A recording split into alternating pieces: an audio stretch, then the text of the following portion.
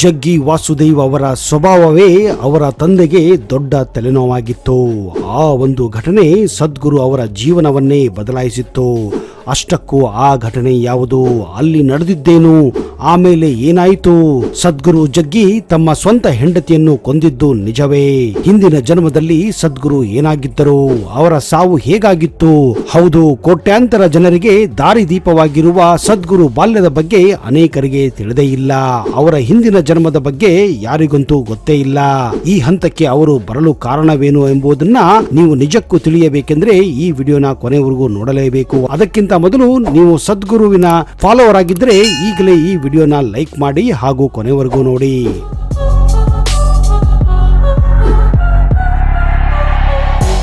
ನಮಸ್ಕಾರ ಸ್ನೇಹಿತರೆ, ನಿಮಗೆಲ್ಲ ಆತ್ಮೀಯ ಹಾಗೂ ಅದ್ದೂರಿ ಸ್ವಾಗತ. ಈಶಾ ಫೌಂಡೇಶನ್ ಸಂಸ್ಥಾಪಕ ಸದ್ಗುರು ಜಗ್ಗಿ ವಾಸುದೇವ್ ಅವರ ಬಗ್ಗೆ ಯಾರಿಗೆ ತಿಳಿದಿಲ್ಲ ಹೇಳಿ?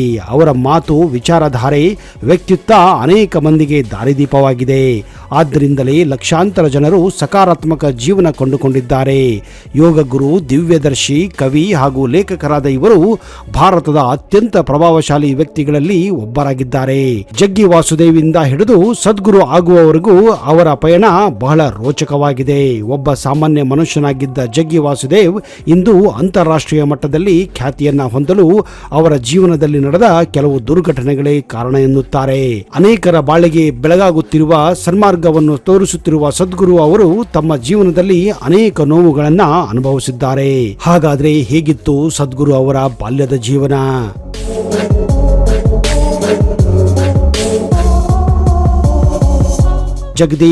ಜಗ್ಗಿ ವಾಸುದೇವ್ ಅವರ ಜನ್ಮ ಡಿಸೆಂಬರ್ 3, 1957ರಲ್ಲಿ ಕರ್ನಾಟಕದ ಮೈಸೂರಿನಲ್ಲಿ ಆಗುತ್ತದೆ. ಅವರು ತೆಲುಗು ಕುಟುಂಬಕ್ಕೆ ಸೇರಿದವರು. ಬೆಳೆವ ಸಿರಿ ಮೊಳಕೆಯಲ್ಲಿ ಎನ್ನುವ ಹಾಗೆ ಜಗ್ಗಿ ವಾಸುದೇವ್ ಅವರ ಚಿಂತನೆ ಮೊದಲಿನಿಂದಲೂ ಭಿನ್ನವಾಗಿತ್ತು, ವಿಚ್ಛಿನ್ನವಾಗಿತ್ತು. ಅವರು ಚಿಕ್ಕಂದಿನಿಂದಲೂ ಪ್ರತಿಯೊಂದು ವಸ್ತು ವಿಷಯವನ್ನ ಬಹಳ ಸೂಕ್ಷ್ಮವಾಗಿ ನೋಡುತ್ತಿದ್ದರು ಮತ್ತು ಅದರ ಬಗ್ಗೆ ಆಳವಾದ ಅಧ್ಯಯನ ಮಾಡುತ್ತಿದ್ದರು. ಅವರ ಸ್ವಭಾವವೇ ಅವರ ತಂದೆಗೆ ದೊಡ್ಡ ತಲೆನೋವಾಗಿತ್ತು. ಜಗ್ಗಿ ವಾಸುದೇವ್ ಅವರು ಬೆಳೆದು ದೊಡ್ಡವರಾಗುತ್ತಿದ್ದಂತೆ ಅವರ ಮನಸ್ಸಿನಲ್ಲಿ ಇನ್ನೂ ಹೆಚ್ಚಿನ ಪ್ರಶ್ನೆಗಳು ಮೂಡತೊಡಗಿದವು. ಚಿಕ್ಕ ವಯಸ್ಸಿನಲ್ಲಿಯೇ ಅವರು ಮರದ ಕೆಳಗೆ ಕುಳಿತು ಧ್ಯಾನ ಮಾಡುತ್ತಿದ್ದರು. 11ನೇ ವಯಸ್ಸಿನಲ್ಲಿಯೇ ಅವರು ಯೋಗ ಗುರು ರಾಜೇಂದ್ರ ಬಾವಾಜಿ ಮಹಾರಾಜ್ ಅವರ ಬಳಿ ಯೋಗ ಕಲಿಯಲು ಆರಂಭಿಸಿದರು. 12ನೇ ತರಗತಿಯಲ್ಲಿ ಉತ್ತೀರ್ಣರಾದ ನಂತರ ಸದ್ಗುರು ಅವರು ಮೈಸೂರು ವಿಶ್ವವಿದ್ಯಾಲಯದಲ್ಲಿ ಇಂಗ್ಲಿಷ್ ಸಾಹಿತ್ಯ ಪದವಿಯನ್ನ ಪಡೆಯುತ್ತಾರೆ. ಪದವಿ ಪಡೆದ ನಂತರ ಅವರು ಕೋಳಿ ಫಾರ್ಮ್, ಇಟ್ಟಿಗೆ ನಿರ್ಮಾಣ ಉದ್ಯಮ ಆರಂಭಿಸಿ ಸಕ್ಸಸ್ಫುಲ್ ಬಿಸಿನೆಸ್ ಮ್ಯಾನ್ ಕೂಡ ಆಗುತ್ತಾರೆ. ಆದರೆ ಈ ಒಂದು ಘಟನೆ ಸದ್ಗುರು ಅವರ ಜೀವನವನ್ನೇ ಬದಲಾಯಿಸಿ ಬಿಡುತ್ತದೆ. ಹೌದು, ಸದ್ಗುರು ತಮ್ಮ ಪತ್ನಿ ವಿಜಯ್ ಕುಮಾರಿಯವರನ್ನ 1980ರಲ್ಲಿ ಮೈಸೂರಿನಲ್ಲಿ ಮೊದಲ ಬಾರಿಗೆ ಒಂದು ಕಾರ್ಯಕ್ರಮದಲ್ಲಿ ಭೇಟಿಯಾಗುತ್ತಾರೆ. ನಂತರ ಇಬ್ಬರು ಪ್ರೇಮ ಪತ್ರಗಳನ್ನ ಬರೆದುಕೊಂಡು ಅವರ ಪ್ರೇಮ 1984ರಲ್ಲಿ ಶಿವರಾತ್ರಿಯ ದಿನವೇ ಮದುವೆಗೆ ತಿರುಗುತ್ತದೆ. ವಿವಾಹದ 6 ವರ್ಷ ಬಳಿಕ 1990ರಲ್ಲಿ ಅವರಿಗೆ ಒಬ್ಬ ಮಗಳು ಕೂಡ ಜನಿಸುತ್ತಾಳೆ. ಅವಳಿಗೆ ರಾಧೆ ಎಂದು ನಾಮಕರಣ ಮಾಡಲಾಯಿತು. 1997ರಲ್ಲಿ ಸದ್ಗುರು ಅವರ ಧರ್ಮಪತ್ನಿ ಇಹಲೋಕವನ್ನ ತ್ಯಜಿಸುತ್ತಾರೆ.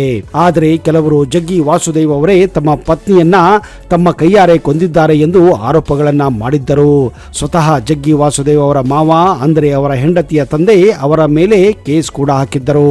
ಆದರೆ ಯಾವುದೇ ಸಾಕ್ಷಿ ಆಧಾರವಿಲ್ಲದೆ ವಾಸುದೇವ್ ಅವರನ್ನ ನಿರಪರಾಧಿ ಎಂದು ಘೋಷಿಸಲಾಗುತ್ತದೆ.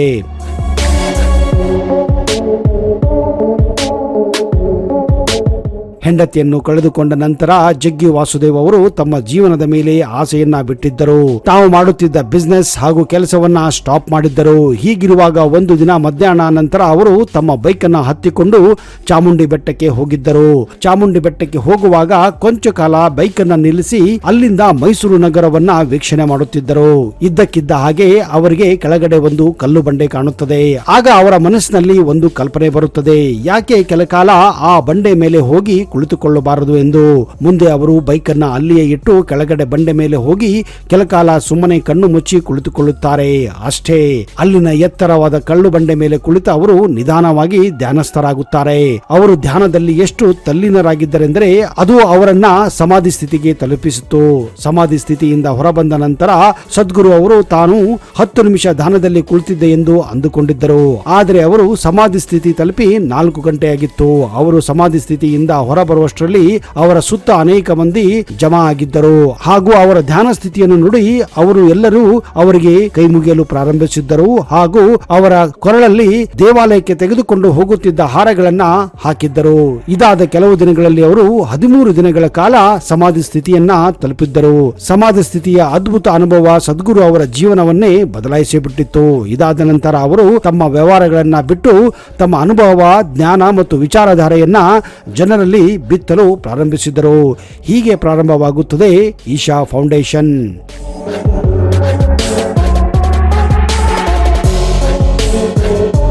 ಸದ್ಗುರು ಸುಮಾರು 400 ವರ್ಷಗಳ ಹಿಂದಿನ ತಮ್ಮ ಜನ್ಮವನ್ನ ನೆನಪಲ್ಲಿ ಇಟ್ಟುಕೊಂಡಿದ್ದಾರೆ. ಅದರಲ್ಲಿ ಮಧ್ಯಪ್ರದೇಶದ ರಾಯಗಢ ಜಿಲ್ಲೆಯಲ್ಲಿ ಬುಡಕಟ್ಟು ಸಮುದಾಯದ ಬಿಲ್ವ ಎಂಬ ಯುವಕನಾಗಿದ್ದರಂತೆ. ಆತ ಹಾವಾಡಿಗರ ಸಮುದಾಯಕ್ಕೆ ಸೇರಿದವನಾಗಿದ್ದ, ಶಿವಭಕ್ತನಾಗಿದ್ದ. ಆತ ಶಾಂಭವಿ ಎಂಬ ಬ್ರಾಹ್ಮಣ ಹುಡುಗಿಯನ್ನ ಪ್ರೀತಿಸಿದ್ದ. ಆದರೆ ಅದು ಆ ಕಾಲದ ಸಮಾಜದಲ್ಲಿ ನಿಷೇಧಿತ ಕೃತ್ಯವಾಗಿತ್ತು. ಹೀಗಾಗಿ ಅವರನ್ನ ಮರಕ್ಕೆ ಕಟ್ಟಿ ಹಾಕಿ ವಿಷದ ಹಾವನ್ನ ಅವನ ಮೈ ಮೇಲೆ ಬಿಟ್ಟಿದ್ದರು. ಅದು ಅವನನ್ನ ಕಚ್ಚಿತ್ತು. ಹಾವಿನ ವಿಷ ಯುವಕನ ರಕ್ತನಾಳಗಳ ಮೂಲಕ ಹಾದು ಹೋಗುತ್ತಿದ್ದಂತೆ ಅವನು ತನ್ನ ಉಸಿರಾಟವನ್ನ ಗಮನಿಸಲು ಪ್ರಾರಂಭಿಸಿದ್ದ. ಸಂಪೂರ್ಣ ಪ್ರಜ್ಞೆ ಇರುವಾಗಲೇ ದೇಹವನ್ನು ತ್ಯಜಿಸಿದ್ದ.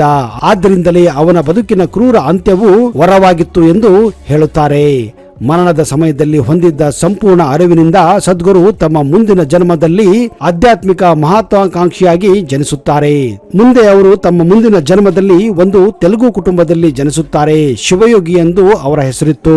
ಆ ಜೀವನದಲ್ಲಿ ಅಲೆದಾಡುವ ಸಾಧು ಆಗಿದ್ದರು. ತೀವ್ರವಾದ ಹಸಿವು ಮತ್ತು ಕಷ್ಟಗಳ ಜೀವನ ನಡೆಸುತ್ತಿದ್ದರು. ಯೋಗದ ಉನ್ನತ ಮಟ್ಟವನ್ನ ತಲುಪಿದ್ದರು. ಅನೇಕ ಅತೀಂದ್ರಿಯ ಶಕ್ತಿಗಳ ಮಾಸ್ಟರ್ ಕೂಡ ಆಗಿದ್ದರು. ಆಗ ಸದ್ಗುರುವಿನ ಗುರು ಪಳನಿ ಸ್ವಾಮಿಗಳು ಆದಿಯೋಗಿ ಶಿವರಂತೆ ಅವರ ಮುಂದೆ ಕಾಣಿಸಿಕೊಳ್ಳುತ್ತಾರೆ. ಪಳನಿ ಸ್ವಾಮಿಯು ತಮ್ಮ ಕೋಲನ್ನ ಎತ್ತಿ ಸಾಧಕನ ಹಣೆಯ ಮೇಲೆ ಇಟ್ಟಿದ್ದರು. ಆ ಕ್ಷಣದಲ್ಲಿ ಶಿವಯೋಗಿಗೆ ಜ್ಞಾನೋದಯವಾಗಿತ್ತು.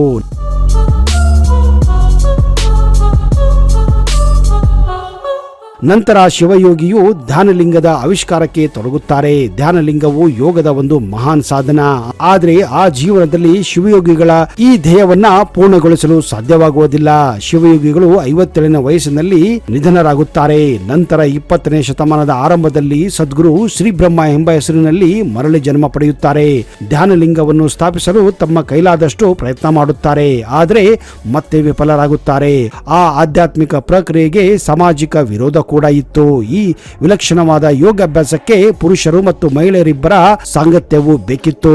ಆದರೆ ಇದು ಆಗಿನ ಕಾಲದಲ್ಲಿ ಸಾಂಪ್ರದಾಯಿಕ ಸಮಾಜವನ್ನ ಕೆರಳಿಸಿತ್ತು. ಸದ್ಗುರು ಶ್ರೀ ಬ್ರಹ್ಮರನ್ನ ಕೊಯಮತ್ತೂರಿನಿಂದ ಓಡಿಸಲಾಗಿತ್ತು.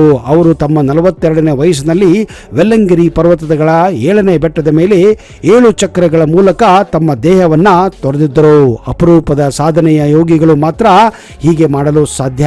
ಆದರೆ ನಿರ್ಗಮದ ಮೊದಲು ಅವರು ಸದ್ಗುರು ಶ್ರೀ ಬ್ರಹ್ಮರು ನಾನು ಹಿಂದಿರುಗುತ್ತೇನೆ ಎಂದು ಘೋಷಣೆ ಮಾಡಿದ್ದರು.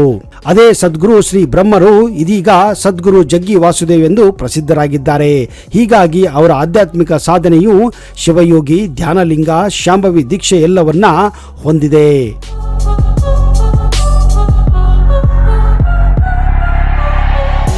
ನೋಡಿದಿರಾ ಸ್ನೇಹಿತರೆ, ಸದ್ಗುರು ಅವರ 3 ಜನ್ಮಗಳ ಮಾಹಿತಿ ಹೇಗಿತ್ತು ಹಾಗೂ ಅವರ ಇಂದಿನ ಜನ್ಮದಲ್ಲಿ ಹೇಗಿದ್ದಾರೆ, ಮುಂದಿನ ಜನ್ಮದಲ್ಲಿ ಏನಾಗುತ್ತದೆ ಎನ್ನುವುದನ್ನ ಬರುವ ಸಂಚಿಕೆಯಲ್ಲಿ ಹೇಳುತ್ತೇನೆ. ಅಲ್ಲಿಯವರೆಗೆ ಜೈ ಹಿಂದ್, ಜೈ ಕರ್ನಾಟಕ. ನಿಮಗೆಲ್ಲ ಶುಭವಾಗಲಿ.